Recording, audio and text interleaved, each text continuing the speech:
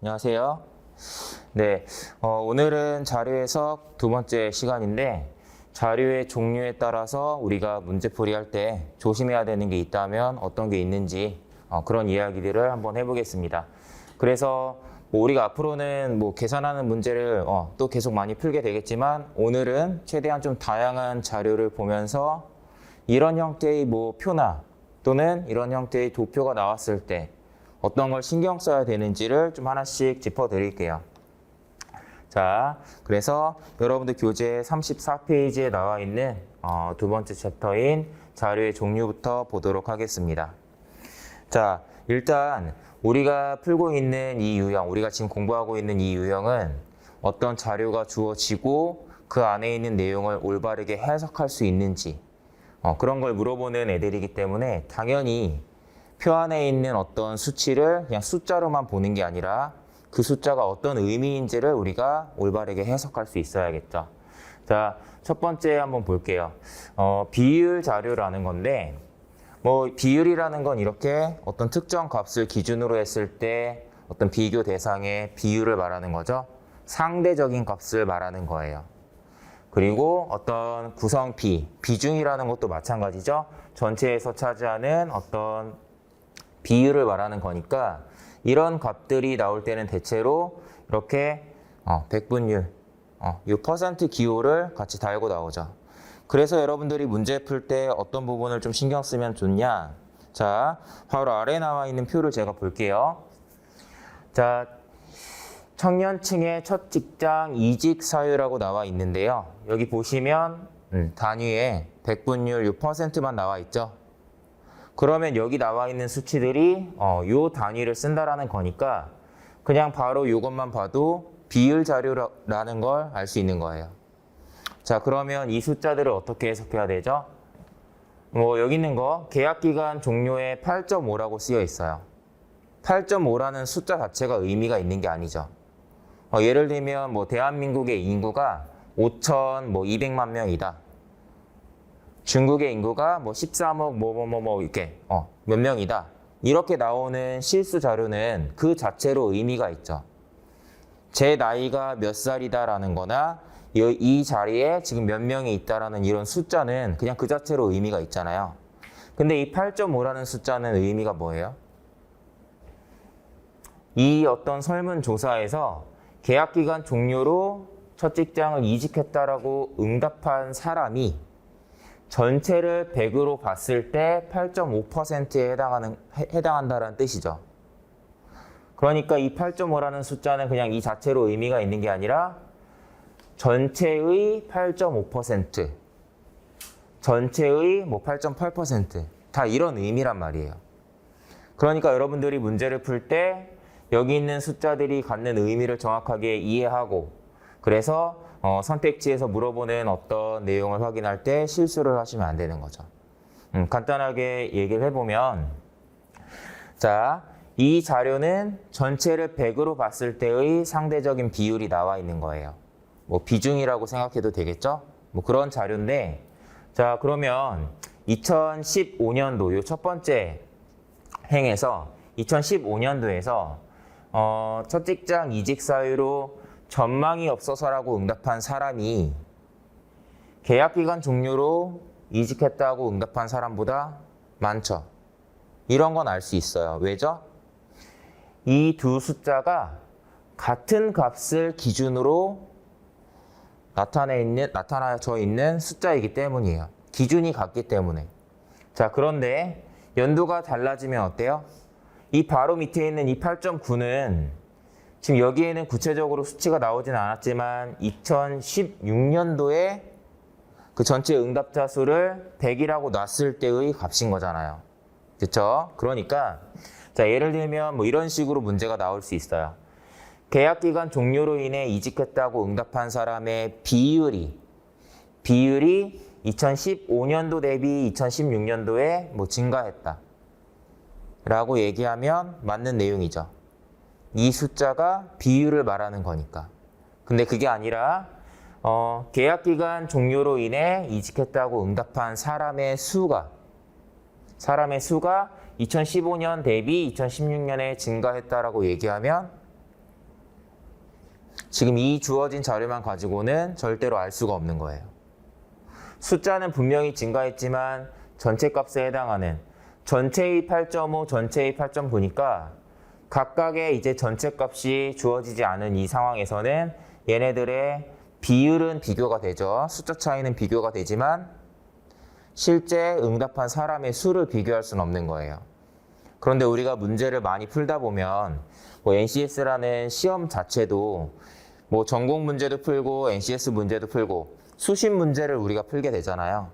수십 문제를 풀게 되면 이런 것들까지 일일이 신경 쓰는 게 아니라 그냥 숫자만 보면서 풀게 되는 경우가 있어요. 그러다 보니까 어때요? 실수를 자주 하게 된다는 거죠.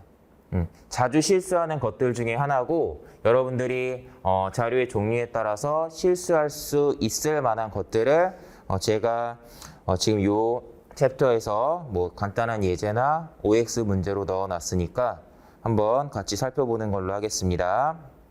자, 이런 내용이 지금 여기 들어가 있고요. 예제 8번 한번 읽어볼게요. 자, 바로 다음 페이지는 예제 8번인데요. 선택지만 보고 일단 간단하게 얘기해 보겠습니다.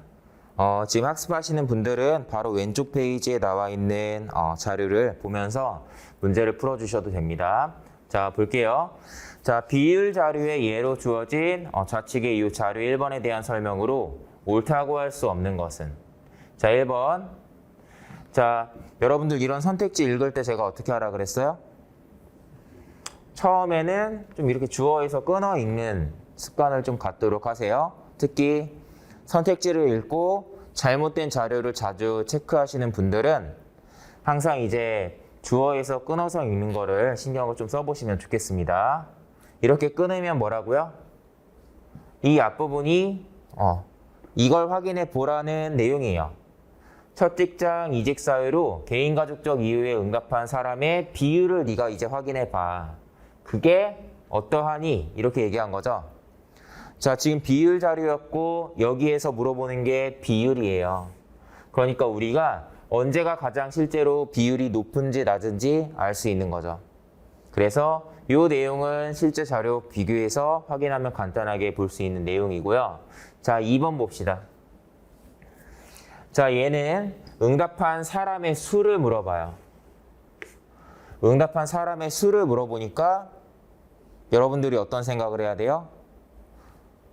기준이 같은지를 봐야 되는 거예요. 자, 2017년에 응답자 중에서 전망이 없어서라고 응답한 사람의 수가 전공 지식 등이 맞지 않아서라고 응답한 사람보다 적다. 이건 알 수 있죠. 왜요? 둘 다 2017년도 값을 말하고 2017년도의 응답자에 대해서 비율이 나와 있기 때문에 실질적으로 응답한 사람의 수가 몇 명인지는 몰라도 비율을 비교해서 누가 더 많다 적다 정도는 알 수 있는 거예요. 이런 건 알 수 있는 거고. 자, 그 다음에 3번 보세요. 똑같이 응답한 사람의 수를 물어봐요. 하지만 어때요? 특정 해의 응답한 사람 수를 비교하는 2번과는 달리 16년 이후로 꾸준히 증가했다라고 얘기하니까 16년에 근로여건 불만족에 응답한 사람 수, 17년에 응답한 사람 수, 이 사람 수를 비교해야 되는 거고 연도가 달라지면 기준이 달라지니까 이 비율을 봤을 때 실제로 그 비율이 증가한다 하더라도 응답한 사람의 수가 증가하는지는 알 수 없죠. 자, 이것만 한번 확인해 볼게요. 첫 직장 이직 사유로 근로여건 불만족에 응답한 사람 수. 자, 자료를 한번 보면서 설명드리겠어요. 그래서 실제로 종합주가지수가 전날에 비해서 뭐 10포인트 올라갔다. 이런 식의 이야기를 하잖아요. 그 포인트라는 게 이걸 말하는 겁니다. 자, 그래서 이 내용도 간단하게 확인할 수 있는 내용이고요. 오른쪽 실수 자료로 넘어갈게요. 자, 37페이지 보겠습니다. 37페이지부터는 조금 더 자세히 문제도 한번 보면서 풀이하면서 설명을 하도록 할게요. 자, 뭐 실수 자료라고 구분은 해놨지만 사실은 특별히 가공되지 않은 자료라는 거죠. 비율 자료든 지수 자료든 특정한 값을 기준으로 뭔가 상대적인 값을 이렇게 표현한 거니까 어떤 수치 자체를 한 번 정도 이렇게 가공을 한 거예요. 그런데 실수 자료라는 건 뭐예요? 그냥 실제로 몇 개인지를 이렇게 표현하고 있죠. 이 자료도. 실제 값을 그냥 표현한 자료인데 그러다 보니까 어때요? 여러분들이 앞으로 문제 푸실 때 이런 실수 자료를 풀 때는 어떻겠어요? 수치가 복잡하게 나올 때가 있겠죠. 수치가 복잡하고 이렇게 큰 자릿수까지 숫자가 나올 때가 있을 거예요. 그러니까 이런 자료를 이용해서 문제를 풀 때는 다른 애들보다 계산이 조금 더 중요하다고 할 수 있겠고 그런 계산을 간단하게 하는 건 추후에 일단 배우겠습니다. 자, 오늘은 일단 하단에 있는 OX 문제 정도만 좀 같이 한번 보도록 할게요. 자, 일단 OX 1, 2, 3번 여러분들이 먼저 한번 풀어보시겠어요? 자, 먼저 한번 풀이를 하고 제가 적당한 시간을 드릴 테니까 그 뒤에 바로 설명을 이어가도록 하겠습니다.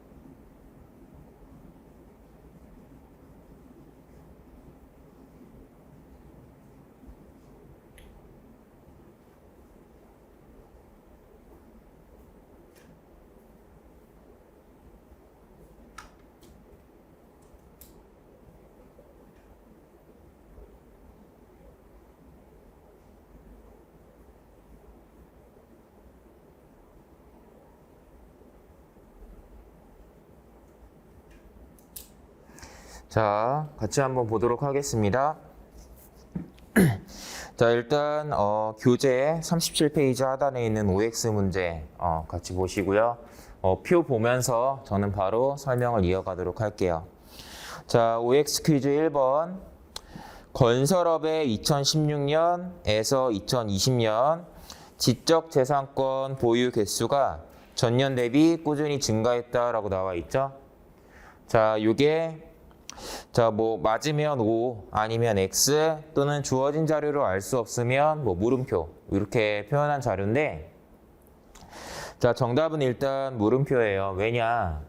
자, 여러분들 여기 나와 있는 수치를 보면 실제로 해당 기간 동안 꾸준히 증가하고 있다라는 게 확인이 돼요. 하지만 그걸 물어보는 게 아니라 전년 대비 증가했냐라는 걸 물어보고 있잖아요. 자, 그래서 이게 아다르고 어다르다 약간 이런 느낌이라고 보시면 돼요. 2016년에 요 12,305라는 이 수치가 전년 대비 증가했는지 우리가 알 수가 없죠. 2015년도 값이 나와 있지 않기 때문에 요 수치 자체가 전년도랑 비교했을 때 증가했는지는 알 수가 없는 거예요. 자, 그런데 우리가 문제를 풀다 보면 좀 실수하기 좋죠. 수치가 증가하고 있으니까 그냥 맞다고 이렇게 실수하기 좋은데, 자, 이런 부분 주의하셔야 되고, 자, 이게 정말 중요한 게 뭐냐면 지금 이 질문의 뉘앙스, 질문의 요지가 뭐예요? 전년도랑 비교해서 증가했냐를 물어보니까 자료에 나와 있는 수치도 물론 중요하지만 그 비교 대상인 전년도 값이 당연히 중요한 요소인 거예요. 2016년도는 나와 있지 않으니까 제가 물음표라고 얘기했던 거고요. 조금 더 이제 다르게 표현을 해보면 건설업의 지적재산권 보유 개수가 이 기간 동안 꾸준히 증가했다. 그러니까 이 전년 대비라는 말이 만약에 없었다면 그때는 뭐 맞았다고 해야겠죠. 그런 차이입니다. 자, 원래 자료 해석 문제라는 게 이렇게 표현 하나 가지고 해석이 달라지고 정답이 달라질 수 있는 문제니까 반드시 주의하셔야 돼요. 우리가 고등학교 때 이제 사회탐구 영역에 사회문화라는 과목이 있어요. 그 과목에서 이렇게 표를 다루는데 그 사회문화라는 과목에서 그 약간 오답을 유도하는 그런 문제들 있죠. 그런 애들이 항상 약간 이렇게 말장난하는 문제들이 많이 나오거든요. 그러니까 여러분들도 좀 주의하셔야 됩니다. 자, 그 다음에 2번 볼게요. 요거는 수치를 같이 좀 보면서 설명을 드리겠습니다. 자, 사업시설 관리 및 사업지원 서비스업의 2020년 지적재산권 보유 개수는, 자, 2020년도는 요 마지막을 말하는 거니까 얘를 말하는 거네요. 자, 전년 대비 10% 이상 증가하였다. 전년도랑 비교했을 때 10% 이상 증가했다. 전년도 값이 기준이라고 했습니다. 얘를 기준으로 했을 때 10% 이상 증가했냐라고 물어보는 건데, 우리가 뒤에서도 얘기하겠지만 간단하게 보면 어떤 문제를 풀 때 영리하게 풀 수 있어야 돼요. 그러니까 여기에서 말하는 이 내용은 따지고 보면 이 뜻이거든요. 증가율이 10% 이상이냐라는 말이기 때문에 뭐 증가율이라는 거는 이렇게 계산했었죠. 전년도 값이 기준이니까 얘가 분모고 실제로 얼마나 증가했느냐. 자, 이 차이를 구한 다음에 여기다가 뭐 100% 이렇게 곱해주면 이게 증가율이었죠. 자, 그래서 뭐 계산을 뭐 뺄셈까지만 해볼까요? 314. 자, 물론 이렇게 계산했을 때 우리가 얼마인지 정도는 좀 금방 보이긴 해요. 이렇게 314 차이 나니까 어때요? 요거의 10분의 1이라고 하면 여러분들 이렇게 306이잖아요. 그거보다 더 크니까 10% 이상이구나 라고 이렇게 파악을 하는 거였죠. 뭐 이런 맥락인데 여러분들이 잘 생각해 보세요. 수치가 조금만 더 복잡해졌다면, 그러니까 얘가 아니라 다른 애들 가지고 지금 물어봤으면 이런 계산 자체가, 뺄셈을 하는 것 자체가 조금 더 번거로울 수 있죠. 그렇기 때문에 어떤 질문이 이렇게 던져지면 물론 여기서는 10% 이상이라는 게 바로 보이지만 뭐 11% 이상이다, 12% 이상이다, 뭐 이렇게 다르게 나올 수도 있고, 자, 그 다음에 우리가 순진하게 이거를 또 계산을 하면 안 되겠죠? 이게 얼마인지 그런 식으로 접근할 게 아니고 10% 이상 증가했다라는 건 저는 대체로 이렇게 확인하는 편이에요. 또 하나 얘기할 게 뭐냐면 지금은 제가 설명을 위해서 얘네를 이렇게 바꿔서 여기다 끄집어내서 썼거든요. 자료 해석이라는 게 대체로 이렇게 숫자를 옮겨서 계산을 하는 경우가 있는데 숫자를 옮겨 쓰는 과정 자체가 시간을 꽤 잡아먹어요. 그래서 기왕이면 표 위에서 바로 풀이를 할 수 있으면 좋고, 저 같은 경우는 이런 질문이 나오면 차이를 구할 생각을 하는 게 아니라 그냥 여기다가 306 정도 이렇게 더할까? 라는 생각으로 이렇게 계산을 바로 하죠. 그리고 계산을 일일이 한다라는 느낌보다는 오른쪽이랑 비교를 하는 거예요.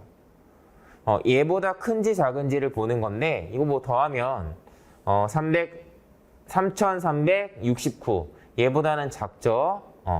그 얘기는 뭐냐면 2019년도의 값이 소수점을 뭐 계산을 안 했는데 뭐 상관은 없었습니다. 10%에 해당하는 만큼 증가했을 때 이 값이 되지 않는다라는 건 얘가 10%보다 더 많이 증가했다라는 의미죠. 이런 식으로 파악을 해서 풀이를 하곤 해요. 자, 그리고 여러분들 이렇게 10% 단위로 끊어서 계산을 하는 경우가 많아요. 자, 이런 거는 지금 2020년도만 물어봤지만 뭐 이런 식으로 물어볼 수도 있어요. 예를 들면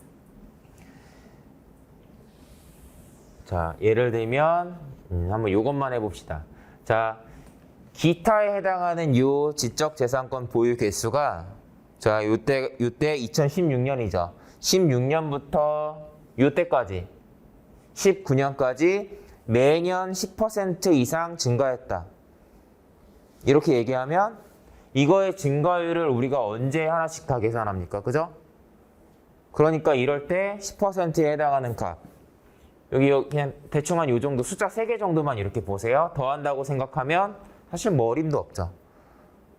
그러니까 여기에서 10% 증가한다라는 건 1700 얼마 증가하는 건데 사실 숫자 차이는 뭐 7000 정도 차이 나기 때문에 굳이 여기서는 계산을 안 해도 되지만 조금 차이가 적어질 때마다 지금과 같은 방식이 조금 더 유용해지겠죠. 자, 얘도 10% 증가한다고 하면 2415 정도 이렇게 증가한다고 할 수 있을 텐데 덧셈을 하면 2600 얼마기 때문에 여전히 여기가 더 크죠? 10% 이상 증가했다고 보는 거예요.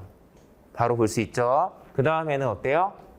여기가 이제 조금 10%가 살짝 안 되는 값이었는데 이렇게 덧셈을 한다고 생각하면 여러분들 어때요? 여기서 숫자가 하나 올라가니까 3만 정도 되거든요. 그러니까 이때 10% 증가하면 3만이라는 수치를 넘어서야 되는데 그렇지 못하니까 이때는 10% 이상 증가했다고 할 수 없겠죠? 이렇게 지금 우리가 OX로 풀고 있는 요 2번 같은 이런 질문은 그냥 딱 2개 연도만 가지고 물어볼 때도 있지만 지금 제가 얘기한 것처럼 몇 년 동안 꾸준하게 그렇게 증가해 왔는지 이렇게 물어보는 경우도 있어요.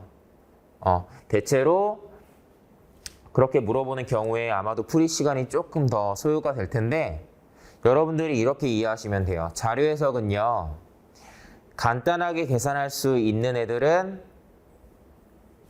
조금 숫자 차이를 애매하게 줄 때가 있는데 애초에 확인하는 게 까다로운 그런 내용들은 확인하기 쉬운 문제를 줘요.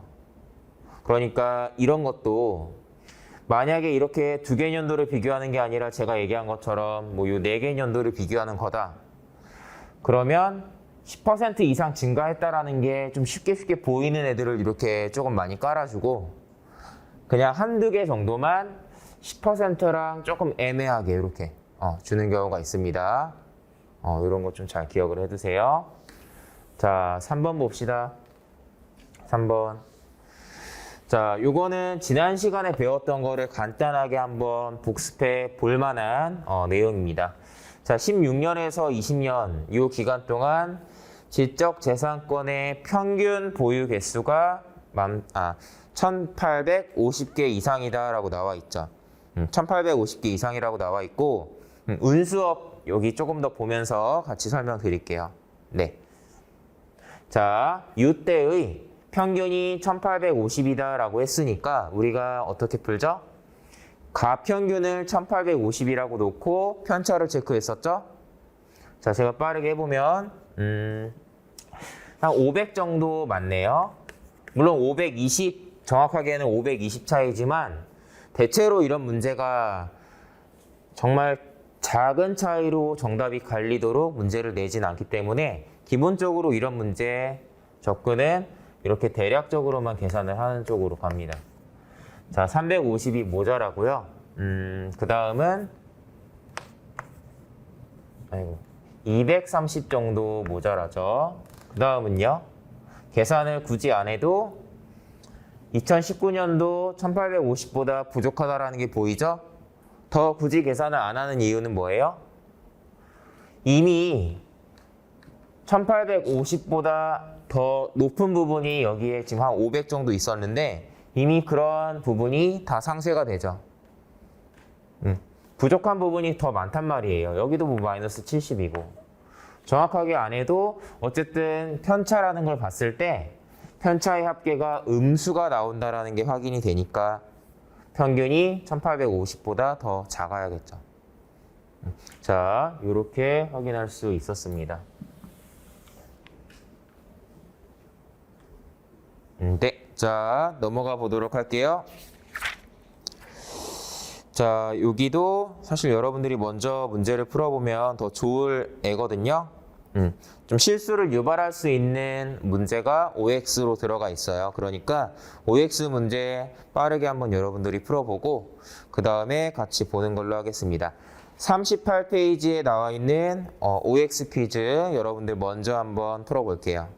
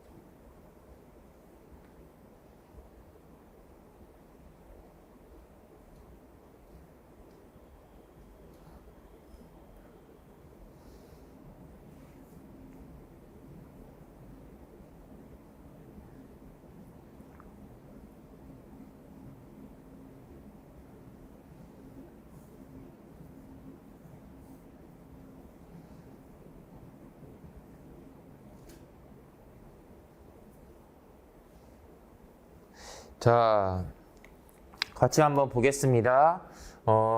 먼저 풀어본 이유는 실수를 유발할 만한 문제가 있었다라고 제가 얘기를 했죠. 그런데 여러분들 잘 생각해봐요. 실수를 유발할 문제가 제가 있다고 얘기했어도 실수를 했을 거예요. 왜냐하면 실수는 내가 의식한다고 안 하는 게 아니거든요. 그래서 문제 풀 때 항상 뭘 주의해야 되는지를 잘 기억해 두는 거예요. 자, 보겠습니다. 자, 다양한 단위가 나오는 자료라는 건데, 자료에서 이렇게, 좀 여러 종류의 것들을 이렇게 나열하게 되면, 당연히 여기에 쓰는 뭐 무연탄의 양, 또는 뭐 에너지 유예량, 이런 것들을 나타내는 단위가 이렇게 다를 수가 있거든요. 자, 그러면, 여러분들이 OX 문제 1번 보셨을 때 아마 이 1번이 좀 실수를 할 가능성이 가장 높았던 건데 요거에 대해서 한번 얘기해 보겠습니다. 자, 2020년 LPG 소비량이라는 건 그럼 우리가 이런 내용을 보면 좀 자연스럽게 눈이 이렇게 내려와요. 뭐 체크를 하실 수도 있겠죠. 자, 얘가 유연탄 소비량 대비 40% 이상 많대요. 그러면 일단 여기에서 얘기하는 건 항목으로 봤을 때는 얘네 두 개를 말하는 거예요, 지금. 자, 이거 두 개를 말하는 거고, 실제로 거의 한 40% 정도 차이가 나는 것처럼 보이죠. 그러니까 우리가 만약에 이 내용을, 요 두 개가 40% 정도의 차이인지 봐야겠다. 이런 생각으로 접근하면 이걸 계산을 해서 확인을 해야 되는 거죠. 자, 그런데, 자, 여기서 아까 얘기했지만, 유연탄의 자, 단위랑 LPG의 지금 단위가 다르죠. 단위가 서로 다른 것들은 이렇게 비교하는 게 말이 안 되죠. 의미가 없는 거예요. 이해돼요? 의미가 없다고요. 제 나이가 몇 살이다라는 그 나이랑 내가 어제 뭐 치킨을 몇 마리 먹었다. 뭐 이런 거는 그 마리수는 단위가 다르잖아요. 그거 가지고 뭐 2배다, 3배다 막 이런 식으로 비교하는 게 의미가 없다는 거죠.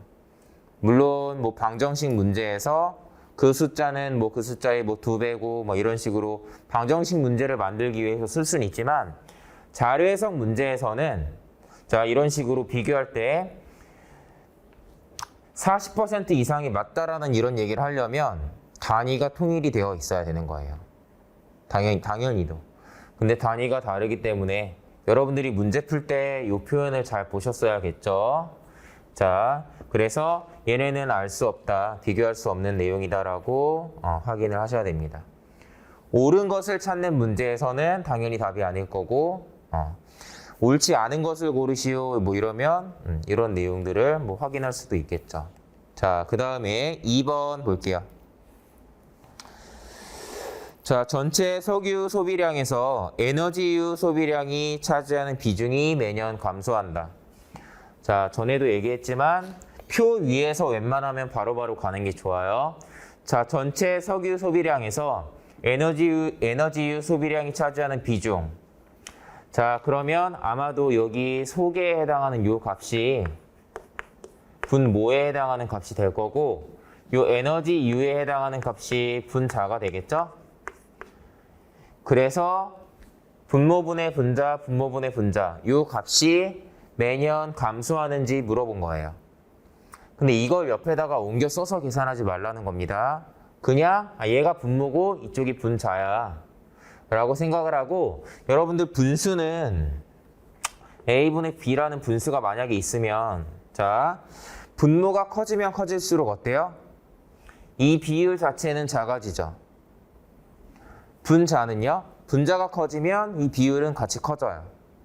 좀 그런 특성을 기본적으로 알고 있다면 자 실제로 해가 넘어가면서 어때요? 해가 넘어가면서 분모에 해당하는 값은 꾸준히 증가하고 분자에 해당하는 값은 꾸준히 감소하죠. 그래서 뭐 결론은 분모는 증가하고 분자는 감소하니까 당연히 분수값이 이 비율이 낮아질 수밖에 없는 거예요.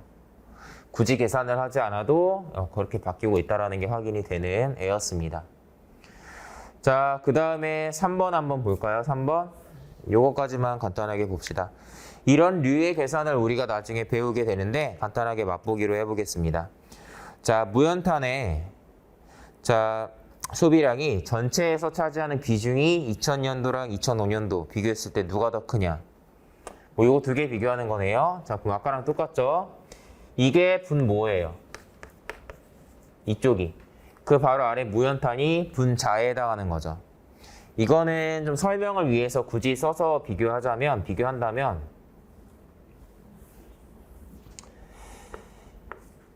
자 66,525 분의 요거죠.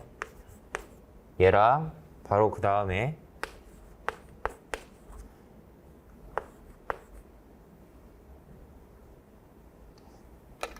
요것도 한번 다시 설명해 드릴게요. 자,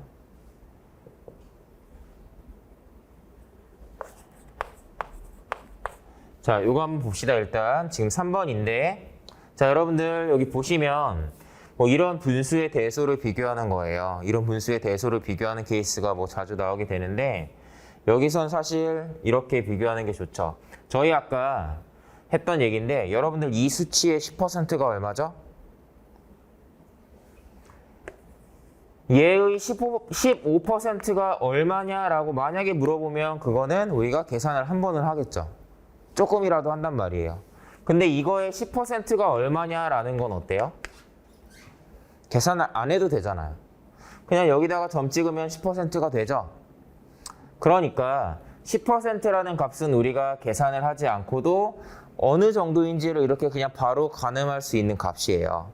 그래서 어떤 값을 계산하거나 비교할 때 이 10%에 해당하는 값을 잘 이용하면 좋은데 얘도 비율을 바로 계산하려고 하는 게 아니라 이 앞에 써 있는 숫자들을 이렇게 봤을 때 좀 비슷한 숫자들이 배열되면 10% 기준으로 이렇게 비교를 해보는 거죠. 그러니까 얘는 계산을 하지 않아도 이 비율 자체가 10% 값이 안 된다라는 게 확인이 돼요. 분모의 10%는 6,600일 테니까. 이쪽은 어때요? 분모의 10%가 8,500 될 테니까 여기는 10% 이상이겠죠? 굳이 계산하지 않아도, 더 자세히 따져보지 않아도 더 크다는 게 이렇게 확인이 됩니다. 뭐 그렇게 확인하는 거였고요. 제가 설명했던 내용 중에서 일부 조금 수정할 내용 바로 한번 해보겠습니다. 저 역시 설명하면서 실수를 한 것 같아요. 자, 요거 한번 다시 볼까요? 여러분들 이거 맞아요?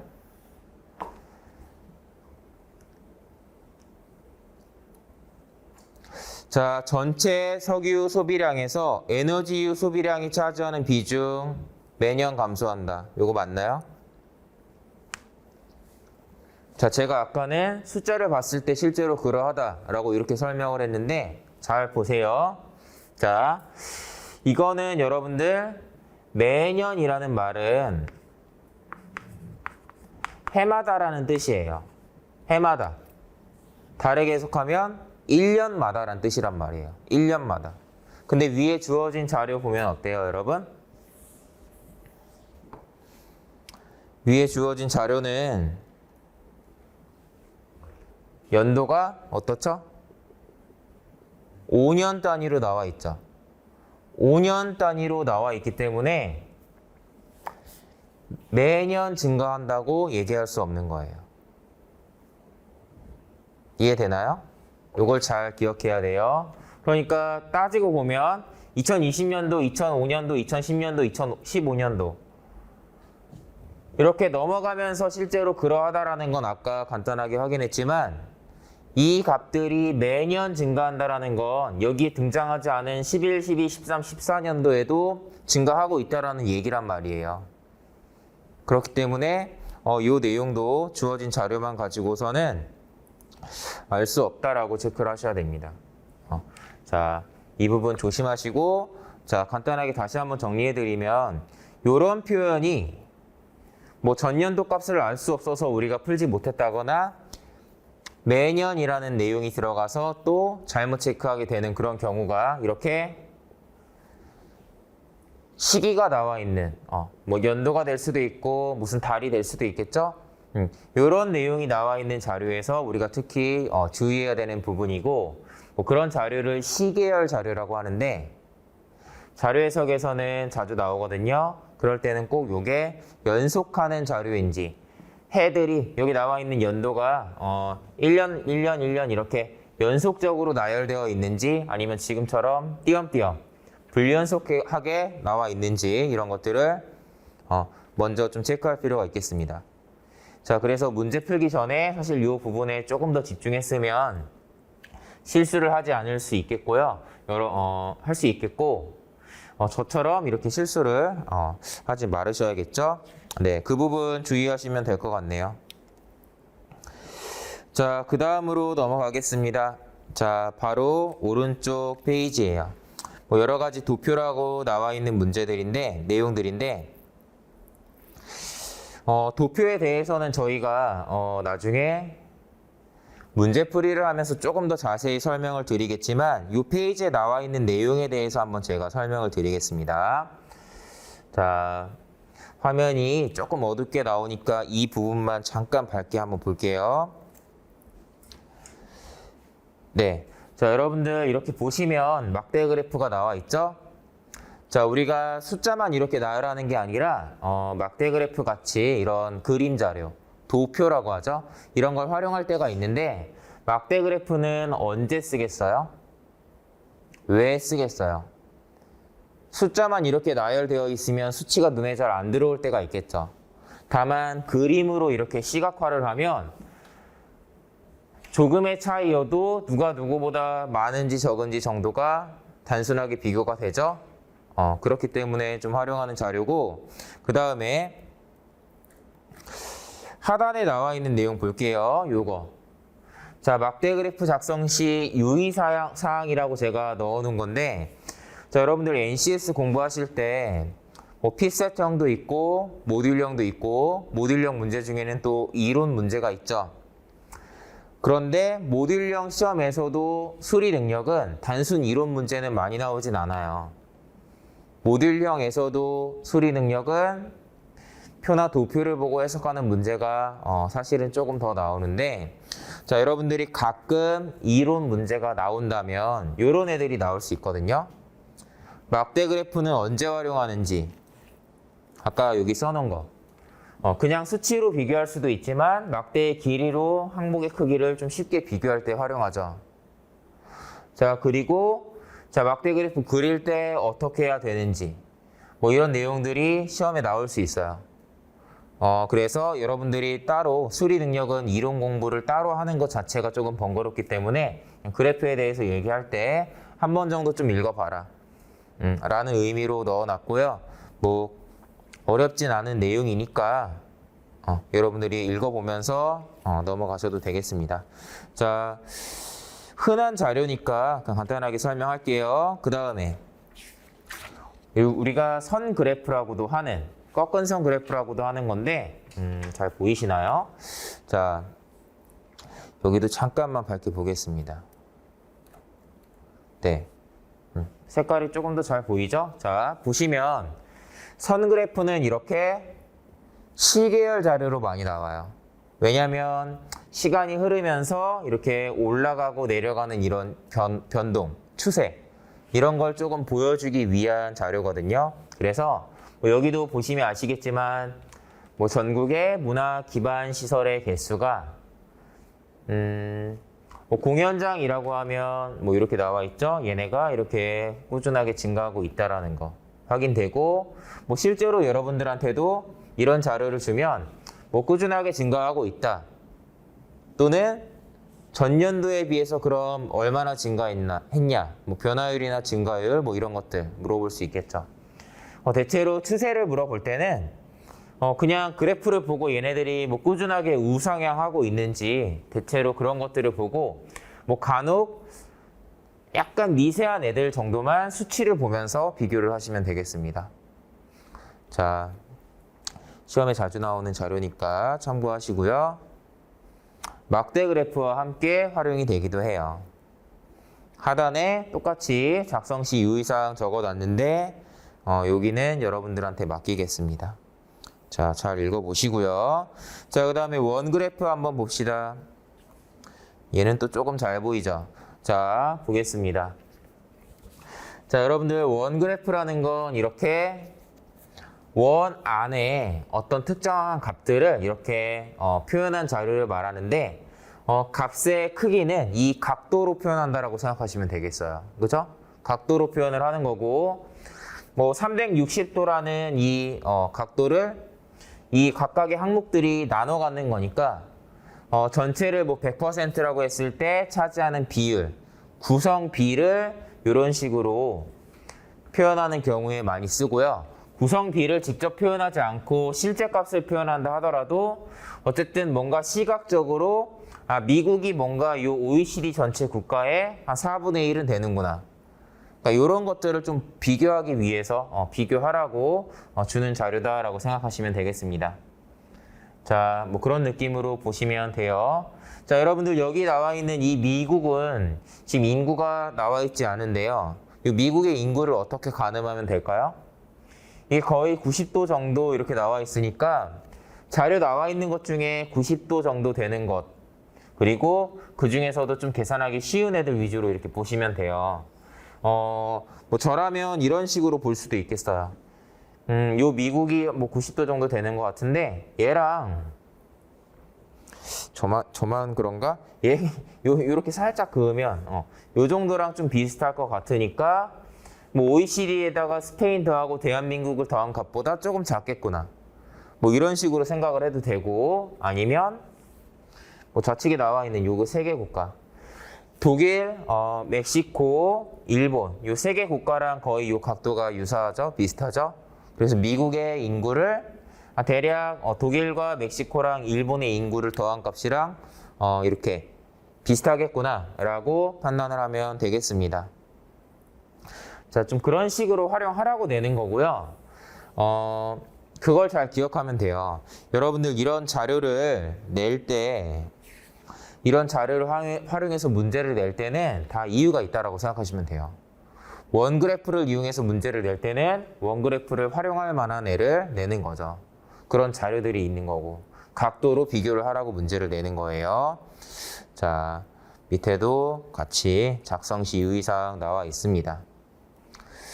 자, 여기까지 저희 봤다가 방사형 그래프부터는 저희 10분 쉬었다가 이어서 보는 걸로 하겠습니다.